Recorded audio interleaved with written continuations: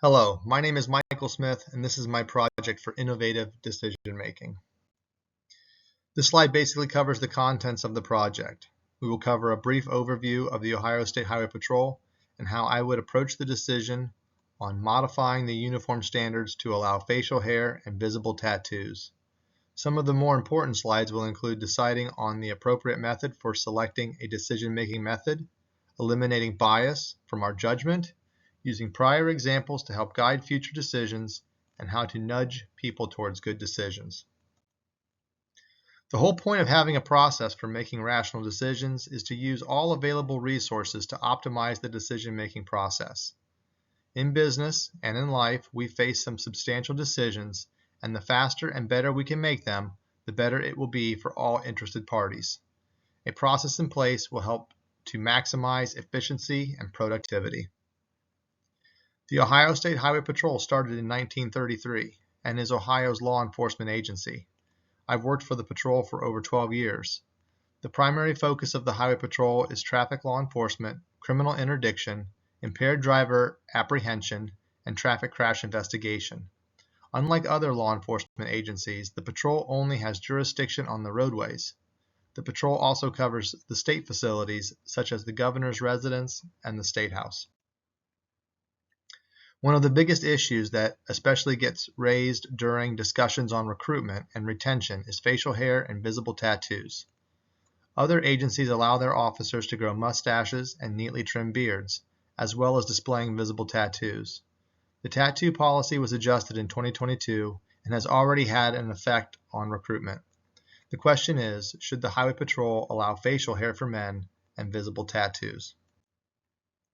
The Highway Patrol is a paramilitary organization and takes a lot of pride in its uniform. A professional uniform commands respect and says a lot about the officer who wears it. One of the most iconic elements of a state trooper is the campaign hat, more commonly referred to as the Stetson. There are some definitive benefits from such a strict uniform, and facial hair and tattoos could detract from that. The first part of the decision-making process is to develop a strategy. In my case, I would compile a study group made up of a diverse cross-section of the patrol. It would include members from the higher ranks all the way down to troopers. They would be selected from all over the state. Together, this group can better define the problem and establish goals to accomplish. The next step would be to include acquiring expertise. This is more than just gathering research. This would include contacting other departments and seeking out other government agencies who have addressed recent uniform changes. One good example would be the Columbus Police Department, since they recently went through a uniform modification to allow beards and visible tattoos. Everyone in some form or another has some type of bias. In order to get rid of that, I would increase the diversity of the study group. When the different opinions increase, the chance of bias to dominate the discussion decrease. I would also research both sides of the argument so that I didn't fall into a confirmation bias and only research the side I want to win. Reasoning analogically is when you use past experiences to guide future ones. The patrol has made modifications to their uniform in the past, and those changes didn't last. The best thing to do is to make small incremental changes rather than large dramatic changes. This way you can observe the progress and adjust accordingly. When taking an outsider's view, this would be considering all the stakeholders involved. There could be a public survey to see what citizens of Ohio think about troopers with facial hair or visible tattoos. This can also include how these decisions have impacted other departments in both good and bad ways. Understanding the bias in others is another way of saying that we're going to compare apples to apples. Smaller departments across the state might see different results from uniform modifications if they have fewer people to deal with, or if they have a union or not. Again, Columbus Police Department is a good example since they are a large agency with similar demographics. When you try to nudge someone towards a wiser and more ethical decision, small adjustments work the best.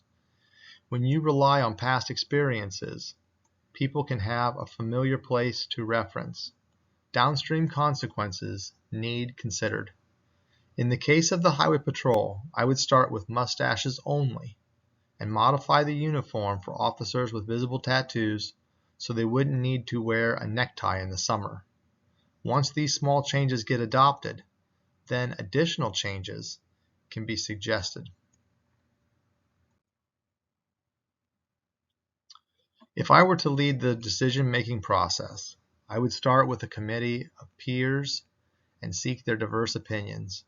I would reach out to other agencies, like the Columbus Police Department and the United States Army, and continually gather research to look at both sides of the argument, to see how they changed their uniform and what kind of results they experienced.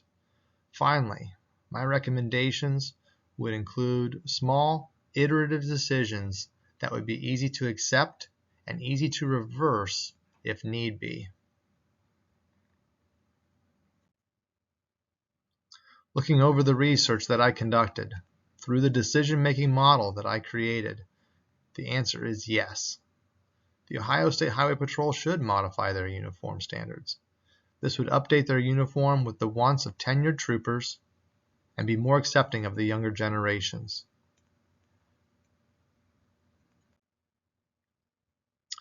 This next slide is simply a list of the sources that I cited during my research paper. All of the following sources were found somewhere in the text and used to better capture the understanding and comprehension of the subject at hand. Thank you for your time, and if you have any further questions, please don't hesitate to reach out.